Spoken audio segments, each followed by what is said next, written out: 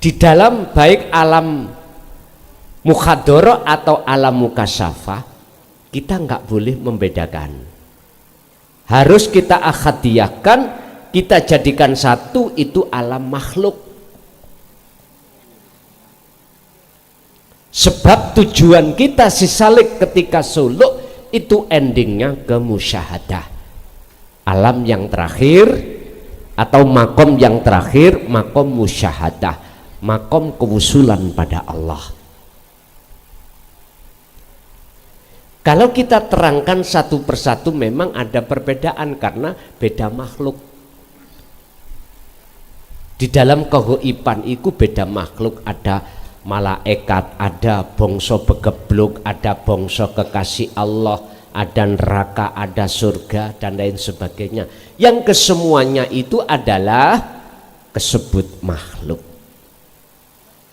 Sekarang yang terpenting bagi Anda, bagi kita si salik, bagaimana cara untuk meraih di makom musyahadah. Tentunya tidak lepas dari rahasianya dzikir ini. Biasanya itu dibahas di dalam thariqah, Pak, tentang alam tersebut tadi yang jenengan pertanyakan itu. Dan apakah kita wajib untuk masuk ke alam itu? Si salik ketika suluk nuju wusul niku tergantung Allah. Sebab si salik kadang-kadang si A tidak sama dengan si B. Si A dibukakanlah alam atau makom mukasyafah, si B tidak. Liwatnya sama, cuman ada yang diperlihatkan, ada yang tidak, dan ini nggak penting. Bagi yang sudah mengetahui ini wajah tuwaj, ya, yang sudah mengerti kunci kita ketika bermunajat atau kunci kita bertawajuh atau berobitoh. Tapi bagi kita yang belum mengerti mesti menganggap penting, karena di dalam makom mukasyafah penuh karomah, Pak. Estu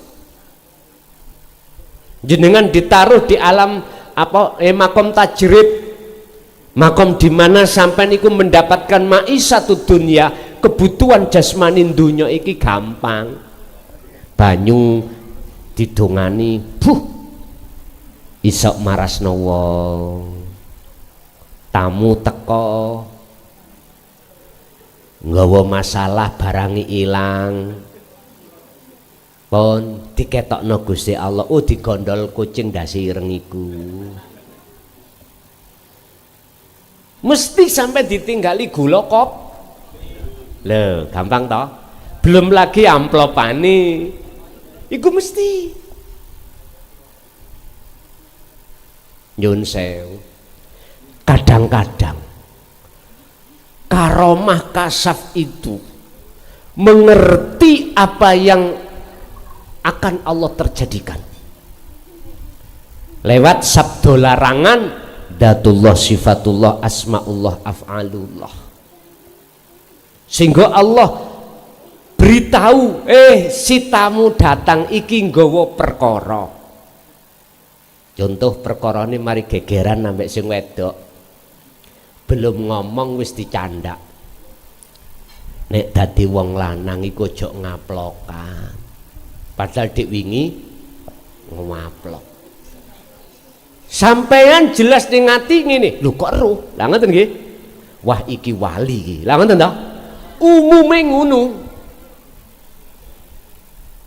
Padahal nek Quran tanda-tanda kekasih Allah tidak seperti itu. Ala inna auliya Allah la khaufun alaihim walahum yahzanun. Ini karomah. Ese karomah nih. Manggone ning alam mukasyafah. Wirid sampean kebanteren, dzikir sampean jahri siri kebanteren. Alam malakut malaikat ngeting ngenan ndi. Sok ada kejadian ngene diomong titenono ya. Sok tanggal 30 nyun sewu keluargamu iku mesti ana sing lara. Kurang 5 dina. Loh, lara temenan. Jenengan mesti wah iki wali. Lah ngene. Umume wong iku ngono, padahal dudu. Justru bisa jadi ini mungsuhe Allah. Mungsuhe Allah. Dikatakan mungsuhe Allah, kita selalu dolim pada Allah. Dikatakan kita dolim pada Allah, kita selalu ngaku. Alias kita pasti akan lalaikan Allah. Itu bentuk kalau kita dolim. Bapak Ibu, iki nggak penting.